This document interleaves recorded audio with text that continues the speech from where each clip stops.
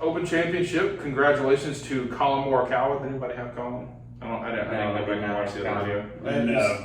I had John Rahm and Tommy England. Tommy England. Yeah. Actually, I mean, Tommy England, I'm going to look at it real quick. I don't feel like he finished that bad. I don't think he did either. Because you said he was like first day 3 under. Yeah, he finished tied for 33rd. Okay. So that was maybe not that great. He's probably 2 under for the whole tournament. Jesus. It's still wins $67,000. Bryson. Bryson. Yeah, he's going to split. Well, they're splitting all of these pays, so it's probably not 67. It's somewhere maybe around 60. But either way, yeah. Boo-hoo. He just made for 4 days of golf. He just made some people's salary in 4 days worth of golf. Yeah. Yeah. So, Colin Morikawa, 24 years old, something like that. Young, and 2 majors. And he is the first golfer ever to win 2 majors in his first attempts at those majors. Yeah, because it was the Open Championship and the PGA Championship. Last year's PGA and then this year's Open because there wasn't an Open last year. Yeah. How crazy is that? Wasn't he? Didn't he also shoot a bogey-free round on Sunday to win it this year? Yeah. I'm pretty sure he went bogey-free in Sunday's round. Yeah. A cool $2 million. Just a cash $2 million? Yeah, just a cash $2,070,000. That's not as big as I thought. That's not as big as I thought. That's how payout would be. No, that's how the majors are. There's typically somewhere. I mean, it's $11.5 million purse, so somewhere between 11 and 14 million usually. I still would have figured it would have been closer to like 4 to 5. No, it's not typically that high. Still, but still 4 days worth of golf. I made $2 million. $2 million is right. Not too bad. So. I think he's living comfortably. I think he's doing all right. Really, really cool thing. He didn't fly like private jet to England or anything. Go ahead. So when he flew back, he flew commercial, and it was kind of funny because they were like interviewing him yesterday, and they were like, "Bro, so you were just flying Southwest with Delta with the claret jug?" And he was like, "Yeah." And they were like, "What'd you do with it?" He was like, "I put it in the overhead compartment." Nobody asked. Nobody probably recognized him. Didn't even know what was on there. This is this little Asian kid on the flight with me, and he just has the claret jug in a bag and just like put it in the overhead compartment. With they probably saw people walking. They're like, "Man, that's a nice flower vase, man. What is?"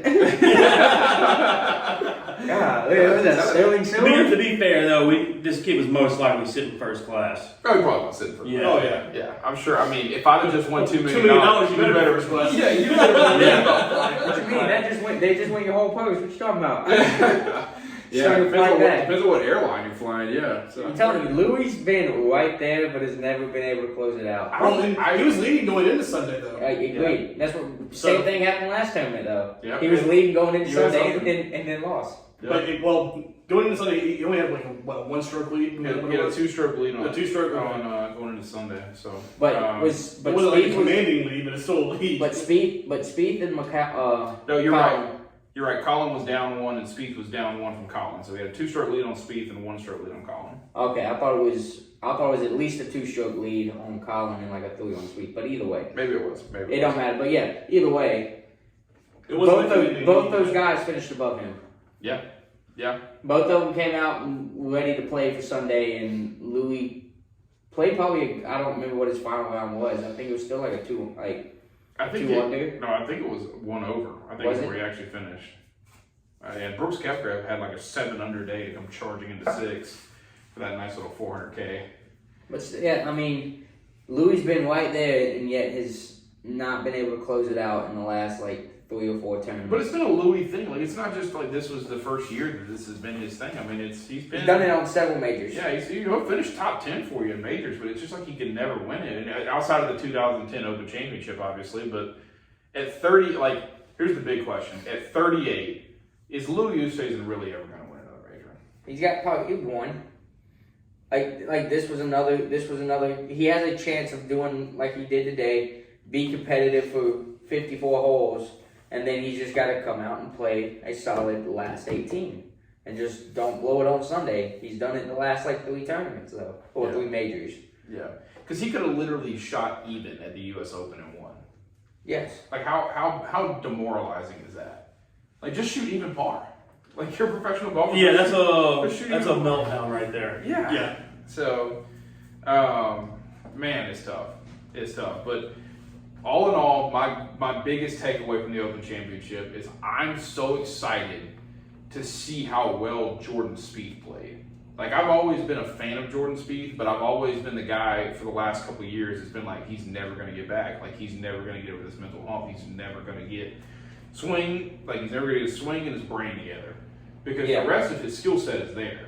But he just needed to Absolutely. correct the swing and he needed to have confidence in himself. Well, yeah, it's not even that he needed to.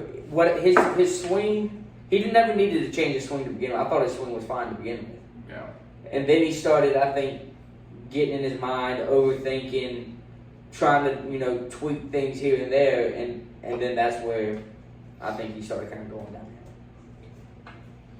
Yeah, you'll see that happen a lot in golf. They'll think something's going on with their swing, and they'll start to tweak it, and then it just makes things so much worse, much worse. And then they they're like, well, I fixed Well, the thing Tiger that went was through going that, too. on.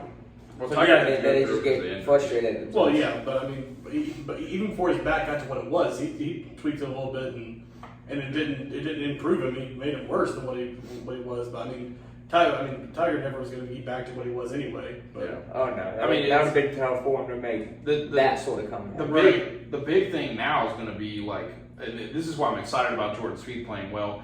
Golf needs big names to perform and be in these tournaments, and they need the Bryson DeChambeau and Brooks Koepka rivalry. They need, Well, not only that, but you need them to be finishing in the top 5 yeah, in every tournament they play. yeah, Almost. and you need Jordan Spieth to win another major. You need that story of the kid that came out and won 3 so quickly. I think Jordan's the only golf player ever to win 3 majors under the age of 24 or something. Yeah. I mean, But not only that, but you need a DJ to come out and win again.